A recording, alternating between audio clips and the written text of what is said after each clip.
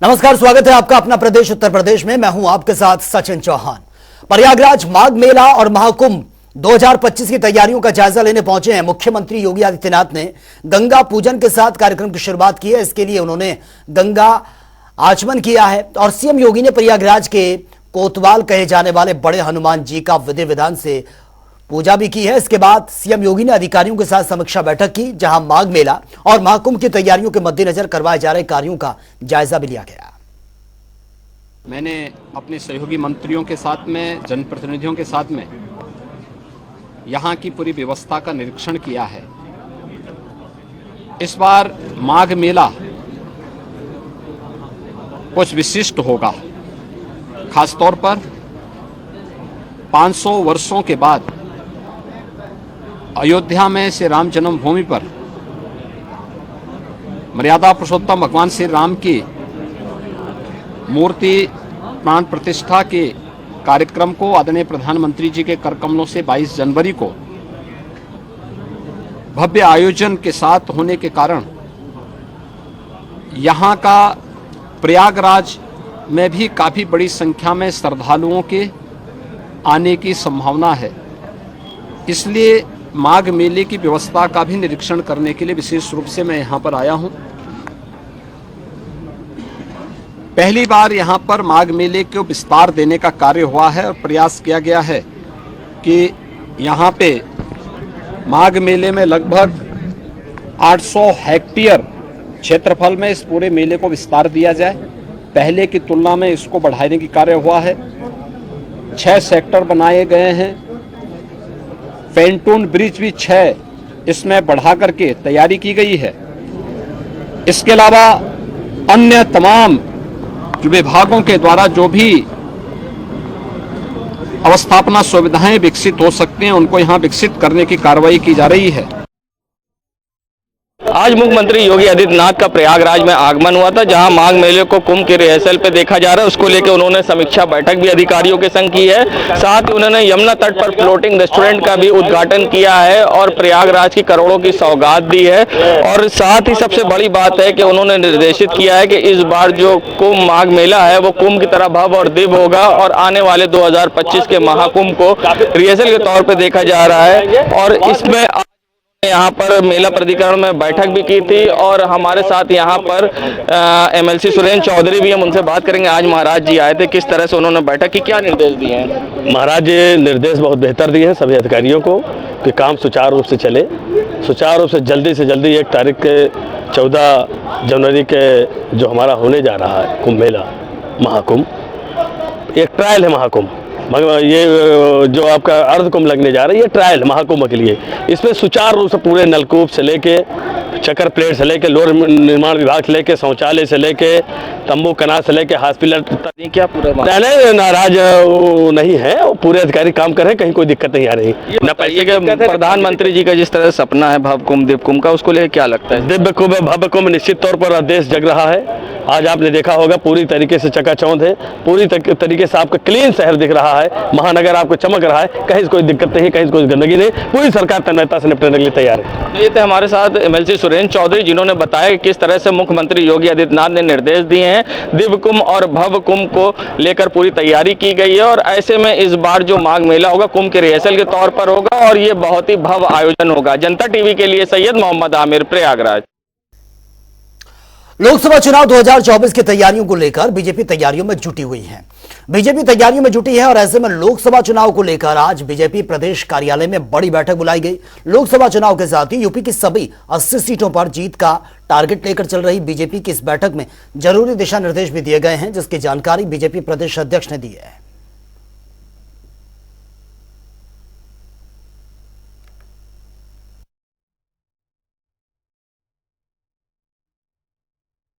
इस तारीख को भारतीय जनता पार्टी के राष्ट्रीय पदाधिकारियों की बैठक हुई थी, जिसमें माननीय प्रधानमंत्री जी, माननीय राष्ट्रीय अध्यक्ष जी, माननीय गृह मंत्री जी सहित प्रदेश के अध्यक्ष, संगठन मंत्री, राष्ट्रीय पदाधिकारी, प्रभारी सारे लोग उपस्थित।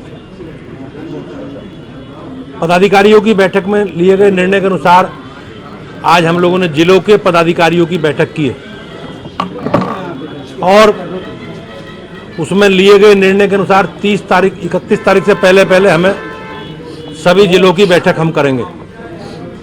लोकसभा चुनाव की तैयारी की दृष्टि से भारतीय जनता पार्टी की केंद्रीय इकाई ने जो निर्णय किए हैं, उन निर्णय को हम संगठनात्मक दल के नाते, हमारा संगठन है, हम नीचे तक अपनी तैयारी करेंगे और जो जो काम केंद्रीय नेतृत्व की अपेक्षा है, उस काम के आधार पर माननीय मोदी जी के नेतृत्व में हम अपना पूरा रिपोर्ट कार्ड लेकर प्रदेश की जनता के सामने जाएंगे और हमें विश्वास है कि उत्तर प्रदेश की महान जनता का आशीर्वाद माननीय मोदी जी के नेतृत्व में भाजपा को मिलेगा।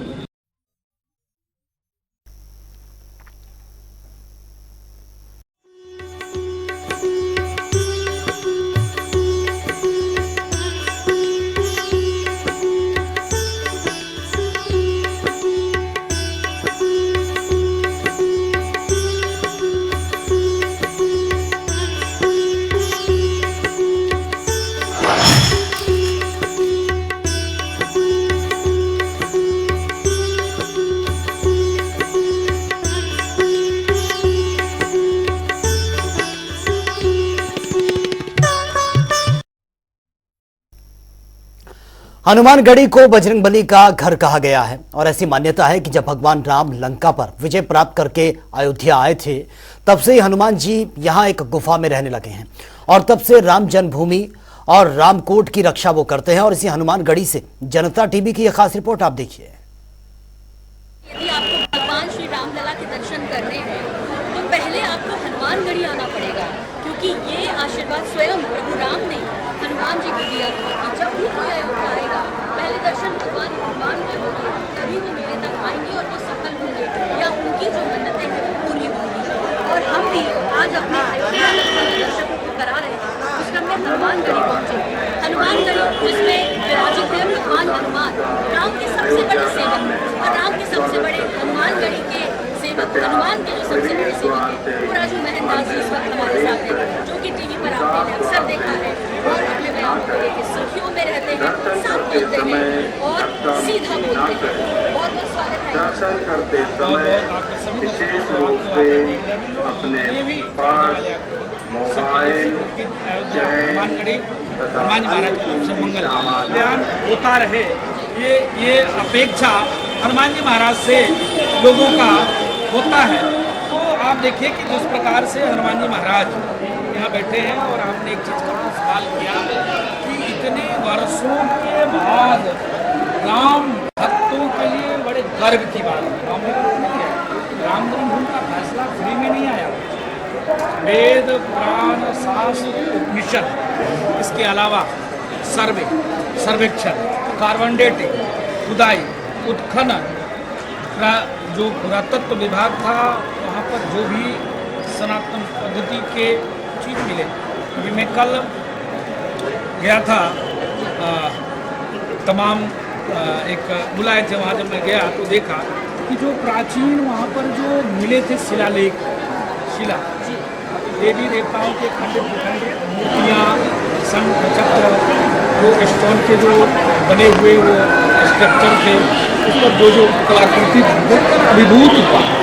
उसके बाद आप समझिए कि किसी भी संप्रदाय के मत के मतांतर के परमात्मा को कोर्ट नहीं जाना पड़ा, मुकदमा नहीं लड़ना पड़ा, लेकिन हम सहिष्णु हैं, हम सनातनी हैं, मुझको संविधान में विश्वास है। हम आज तक किसी के तलवार के बल पर सलवार पहनाने का काम नहीं किया। ये आस्था की बुनियाद पर सनातन टिका हुआ है, विश्वास के बल पर सनातन टिका हुआ है। जो सनातन सिखाता हो सर्वे भवन्तु सुखिनः, सर्वे सन्तु निरामया, विश्व बंधुत्व के साथ वसुधैव कुटुम्बकम के साथ कार्य और काम करते हैं। यह चमत्कार अगर कुछ हो रहा है तो अयोध्या में हो रहा है और अयोध्या राम जन्मभूमि में हो रहा है। आप समझो कि भगवान को पार्टी बनना पड़ता है, कोर्ट जाना पड़ता है, यह जैसे ये पूछते हो भगवान बोलते हैं कि हाँ 1500 कुछ ईस्वी में मेरे नाम से दर्ज था, ये खसरा है, ये खत्म नहीं, एविडेंस है। उसके बाद 76 बार की लड़ाई के बाद कई लाख राम भक्तों ने अपने प्राणों की आहुति दिया, त्याग किया, तपस्या किया, संघर्ष किया, जिसका परिणाम स्वरूप एक आज नव भव्य दिव्य राम जन्मभूमि मंदिर निर्माण कार्य चल रहा है। आपने पूछा कि कितनी साधु संत उत्साह, जहाँ आप खड़े हैं इसको सिद्ध भी अयोध्या हनुमानगढ़ी का हनुमान राजा का विराजमान है। यहाँ 1949 में मैनेजमेंट गुरु इसलिए कहा जाता था कि यहाँ से गए हनुमान जी लंका, कुछ लेके नहीं गए थे, कुछ लेके गए थे नहीं लेके गए थे, वो भी स्वर्ण में लगा। जब सोने में आग लगा तो निखरता है, चमकता है। तो उन्होंने पहले देखा, रावण के आसपास को देखा, उनके बंदी गृह में शनि महाराज भी बंदी बने हुए हैं। उन्होंने कहा भाई उनसे संपर्क किया जाए, तुरंत यह कॉन्टैक्ट साइन करवा लूँ उनसे। शनि महाराज से मिले, कहना हाँ क्या बात है, बहुत अच्छे लग रहे हैं आप, उल्टे लट्टे। गुस्साए शनि महाराज हनुमान जी पर है, मेरा मजाक उड़ा रहा है, कहीं ना उल्टे लट्टे आनंद आ रहा है। बोले हनुमान मुझको यहाँ से छुड़ाओ। उन्होंने कहा एक शर्त पे छुड़ाऊंगा, ये लंका जो चमक रहा है ये लंका कोयले जैसे हो, ऐसा आशीर्वाद श्री महाराज ने आशीर्वाद दिया। और आप समझो स्वर्ग भाई लंका, जब आप समझो कि तेल ले गए न, यहाँ से माचिस ले गए न, यहाँ से सामान ले गए, और इतनी बड़ी लंका को मतलब पूरा नगर जर के कर दिया उन्होंने।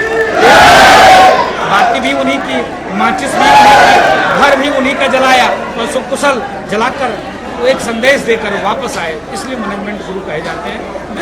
अगर प्रयास करें निष्काम भाव से, अपने काम के प्रति निष्ठापूर्वक लगन पूर्वक अगर कार्य करे, उसको सफलता मिलना निश्चित है।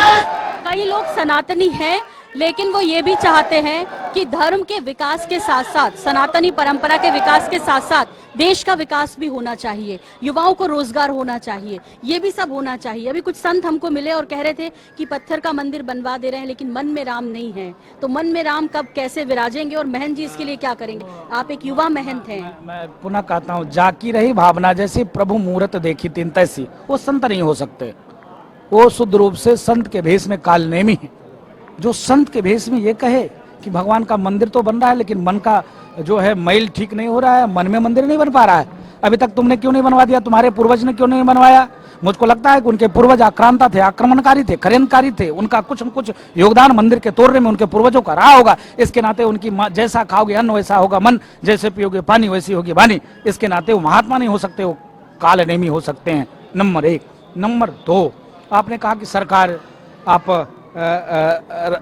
राजनीतिक गुरु भी, मैं राजनीतिक कोई गुरु नहीं हूँ, जो दिखता है नहीं, आध्यात्मिक गुरु आपने कहा, तो आध्यात्मिक के साथ आपने कहा कि आप राजनीतिक गुरु भी लगते हैं।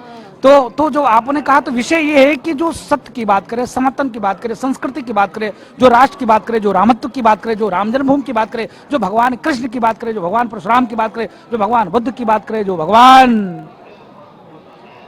भोले की बात करें, उसको आप राजनीति से जोड़े, मुझको लगता है ये अच्छी बात नहीं है। धर्मो रक्षति रक्षता, धर्म की रक्षा आप करोगे, धर्म आपका रक्षा करेगा। पारब्रह्म परमात्मा भगवान को किसी ने देखा नहीं, लेकिन हमारे गुरुओं ने, हमारे माता ने, हमारे पिता ने, माँ बताती है बेटा ये बताओ तुम्हारे पापा हैं, माँ जब कहती है बेटा मान लेता है ये मेरा पापा है, माँ कहती है ना। इसी प्रकार से हमारे गुरुओं ने, पूर्वाचार्यों ने, हमारे वेद ने, पुराण ने, शास्त्र ने, उपनिषद ने बताया कि ऐसी कोई महाशक्ति है जिसके द्वारा प्रकृति की व्यवस्था चल रही है, जिसके द्वारा चर चराचर जगत का पालन चल रहा है। ऐसी कोई महाशक्ति तभी चल रहा है। देखिए लाखों राम भक्त जा रहे हैं दर्शन और पूजन करने के लिए, सबकी मनोकामना पूर्ण होती है तभी तो लोग जा रहे हैं। तो इसके नाते मुझको लगता है कि अभी भी वक्त है सुधरने के लिए, और व्यक्ति को मन में जो क्लेश है, द्वेष को दूर करके भगवान राम के प्रति निष्ठा, विश्वास, आस्था, जो पारब्रह्म परमात्मा भगवान श्री राम ने सबको गले लगाया, किसी को नहीं छोड़ा। परमात्मा ने हर व्यक्ति को गले लगाया, चाहे वो निषाद राज जी हो, चाहे केवट राज हो, चाहे ऋक्षराज हो, चाहे जामवन जी हो, चाहे सुग्रीव जी हो, चाहे नल नील हो, चाहे यहाँ तक कि कोल भील हो, चाहे गिद्धराज जटायु हो, चाहे सबरी के जूठे वैर खाने हो। बताओ, परमात्मा ने तो इतना ध्यान दिया, फिर भी अगर आज कोई भगवान राम को काल्पनिक कहे, फिर भी भगवान राम को किसी पार्टी, किसी दल से जोड़े, तो कितनी निंदनीय बात है, कितना मतलब क्षोभ होता है मन में कि इस प्रकार से कुकृत मानसिकता वाले भी लोग आज भी समाज में हैं। जी, ये संदेश लोगों तक जरूर जाए, INS 24/7 और जनता के दर्शकों तक जरूर जाए कि हम भगवान राम के सिर्फ नाम को अपने में उतार लेंगे, मन में उतार लेंगे। महन जी, तो आपने जो सब तमाम बातें हमारे साथ की हैं वो सार्थक हो जाए। इन्हीं शुभकामनाओं के साथ बहुत सारी बधाइयाँ, ढेर सारी शुभकामनाएं। भगवान राम अपने गृह में प्रवेश कर रहे हैं, अपने घर में प्रवेश कर रहे हैं, उसके लिए बहुत शुक्रिया हमसे बात करने के लिए। मंगल कामना आपको और आपके सभी दर्शकों को, खूब आशीर्वाद। कहा जाता भय प्रगट कृपाला, दीन दयाला, कौशल्या हितकारी, हर्षित महतारी, मुनमनहारी, अद्भुत रूप विचारी। परमात्मा के रूप अद्भुत है, उसमें हम सारे लोग समाहित है। मंगल कामना करते हैं बिना द्वेष के, बिना क्लेश के, समभाव से, एक भाव से सब आइए अयोध्या, भगवान राम का दर्शन करिए, महाबली हनुमान के चरणों में मत्था टेकिए, अपने जीवन को धन्य करिए। बहुत बहुत शुक्रिया, बहुत बहुत धन्यवाद। INS 24/7 के लिए सोनल भारद्वाज, कौशल, अयोध्या। तो चलिए बात होगी तमाम खबरों की। अलीगढ़ में असामाजिक तत्वों ने उठाया है कोहरे का फायदा। असामाजिक तत्वों ने बाबा साहेब की प्रतिमा को क्षतिग्रस्त कर दिया। दलित समाज में गुस्सा है। फतेहपुर में घने कोहरे के चलते 3 गाड़ियां आपस में टकरा गई। हादसे में चालक और क्लीनर गंभीर रूप से घायल। मौके पर पहुंची है पुलिस, अस्पताल में भर्ती करवाना पड़ा। अलीगढ़ के गांव वलीपुर में दबंगों की दबंगई, हुड़दंग मचाने का विरोध करना सास बहू को महंगा पड़ा। दबंगों ने महिला को लाठी डंडों से पीटा। एटा में खाना बनाते समय सिलेंडर में लगी है भीषण आग। आग लगने से परिवार में मची अफरा तफरी। सूचना पर मौके पर पहुंची फायर ब्रिगेड की टीम, आग को कंट्रोल किया। हादसे में एक झुलसा। कोहरे के कारण हुआ है सड़क हादसा। नेशनल हाईवे पर हादसे के बाद मुर्गों की भी लूट। मैक्स में थे 1.5 लाख रुपए के मुर्गे। आगरा में नशे में धुत ऑटो चालक का हाई वोल्टेज ड्रामा। पैसे के लेन देन को लेकर आपस में भिड़े ऑटो चालक। थाना नाई के मंडी धाकरान चौराहे का मामला। भीषण ठंड ने दी है रायबरेली में भी दस्तक। कोहरे की चादर ने जिले को ढका। विजिबिलिटी बहुत ही कम। ठंड से बचने के लिए अलाव का सहारा लेते हैं लोग। मैनपुरी में घने कोहरे का दिखा जबरदस्त असर। सड़क पर अनियंत्रित होकर पलट गया ट्रक। हादसे में नहीं हुआ कोई जानमाल का बड़ा नुकसान। कांस्टेबल सचिन राठी का आज मुजफ्फरनगर में पैतृक गांव शाहडब्बर में अंतिम संस्कार। पूरे राजकीय सम्मान के साथ अंतिम संस्कार किया गया। सैकड़ों लोगों ने सिपाही को अंतिम विदाई दी। प्रतापगढ़ में कोहरे के चलते 2 बसें आपस में ही टकरा गई हैं। हादसे में चालक सहित 1 दर्जन से ज्यादा लोग घायल। घायलों को अस्पताल में भर्ती करवाना पड़ा।